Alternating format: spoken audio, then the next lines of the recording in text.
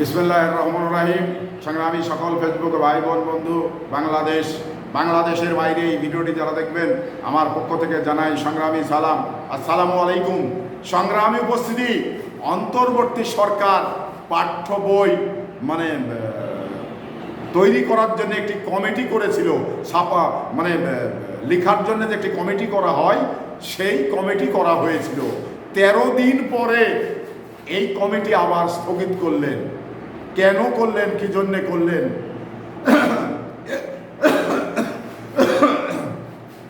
এটা কিন্তু একটি প্রভাব পড়ছে বাংলাদেশের পরে। কারণ টিআইবি এর বিপক্ষে বিবৃতি দিয়েছেন,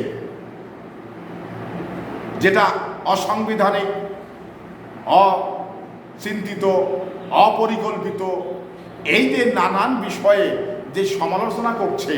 তো এই অন্তর্বর্তী সরকার যারা রয়েছেন, তারা এগুলা কেনই বা করতে অনুমতি দিচ্ছেন, আবার কেনই বা কার কথাতেই স্থগিত করছেন, আমি কিন্তু বিষয়গুলো বুঝতে পারছি না।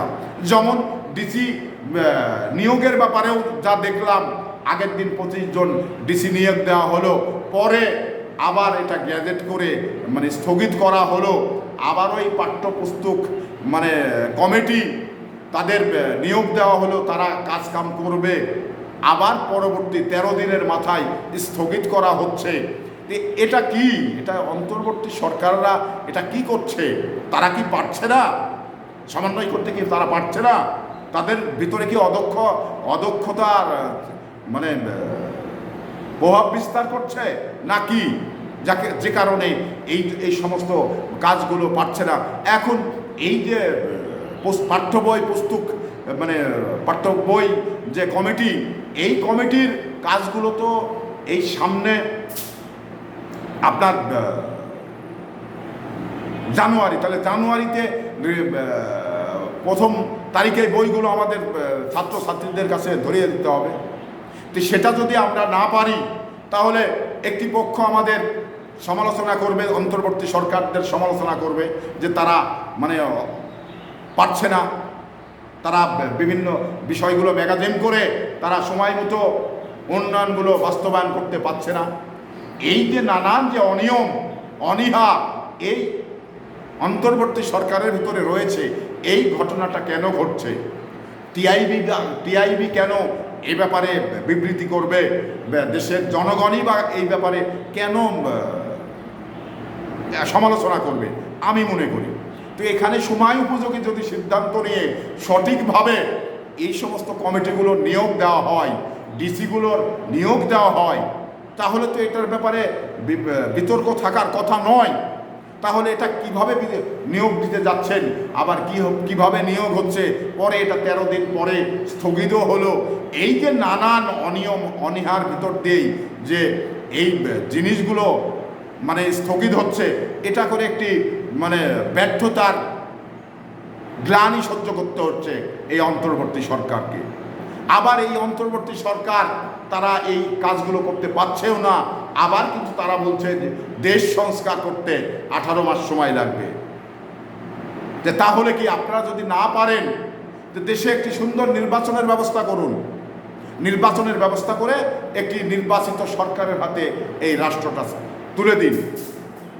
আর যদি আপনারা সক্ষমতার সঙ্গে আপনারা এইসব কাজগুলো সঠিকভাবে করতে চান বা করতে পারেন, তাহলে করে এগিয়ে যান।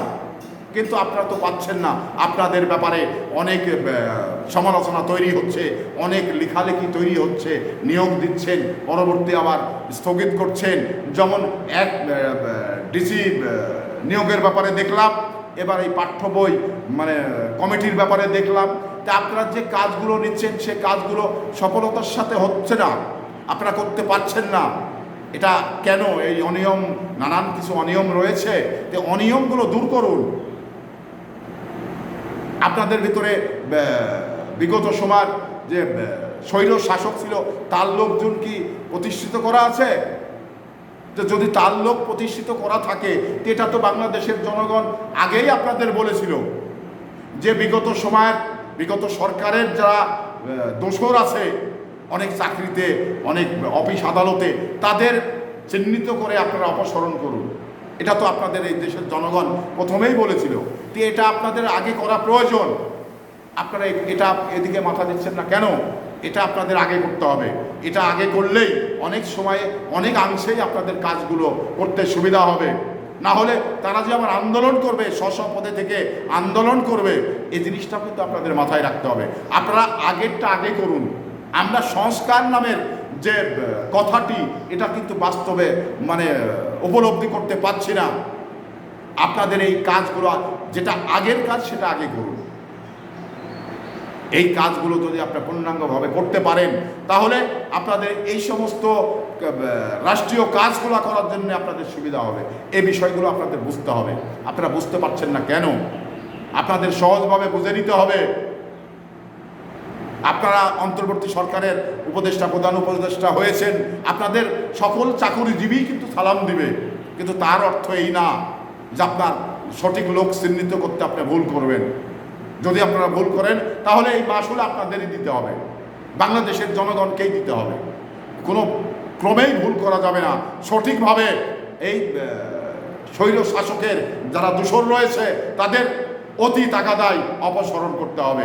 করলে আপনি দেশ মানে গড়তে আপনাদের সুবিধা হবে, দেশের উন্নয়ন করতে আপনাদের সুবিধা হবে।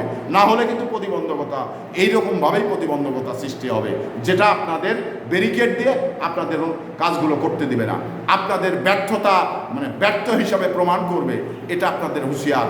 এই বিষয়গুলো মানে সজাগ থেকেই আপনাদের কাজ করতে হবে। সংগ্রামী উপস্থিতি, এই আশা ব্যক্ত করে বিদায় নিচ্ছি। আসসালামু আলাইকুম।